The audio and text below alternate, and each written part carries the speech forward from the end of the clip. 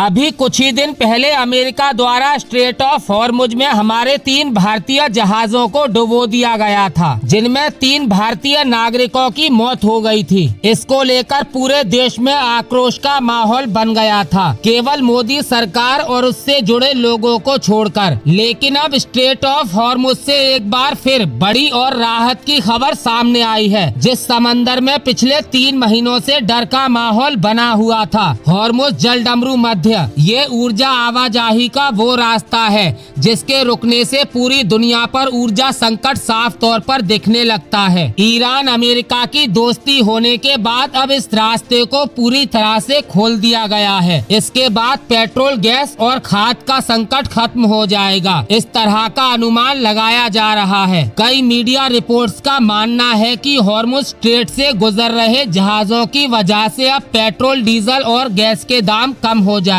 लेकिन हमें ये नहीं भूलना चाहिए कि इस वक्त देश में मोदी की सरकार है। हालांकि स्ट्रेट ऑफ हॉर्मुज से गुजरने वाले दिशा नाम के भारतीय जहाज से थोड़ी उम्मीदें भी जगी हैं, क्योंकि आपको बता दें 18 जून को कतर से 62,380 मीट्रिक टन LNG लेकर ये जहाज हॉर्मुज पार करके ताहिज पोर्ट पर लंगर डालेगा। इस जहाज के निकलने से भारत को होने वाले फायदे में सबसे ज्यादा किसानों को होगा, क्योंकि इसके पीछे फंसे 34 भारतीय जहाजों में से 16 तो केवल खाद लेकर आ रहे हैं। 8 जहाज यूरिया, 4 जहाज DAP, 3 जहाज सल्फर और 1 जहाज अमोनिया लेकर फंसे हुए हैं। इस वक्त भारत का किसान जो मानसून की तैयारी कर रहा है, उसके लिए ये खाद बहुत ही महत्वपूर्ण है। सरकार की ओर से वंदना प्रेषी में जो आंकड़े दिए गए हैं, वो बताते हैं कि कैसे ये सप्लाई चेन दोबारा पटरी पर आएगी। सिर्फ खाद ही नहीं, 15 अन्य जहाज कच्चा तेल और LPG लेकर आ रहे हैं या अभी तक फंसे हुए हैं। अब क्योंकि स्ट्रेट ऑफ हॉर्मुज लगभग खुलने की कगार पर है, इसके बाद ये सभी जहाज वहां से निकाले जाएंगे।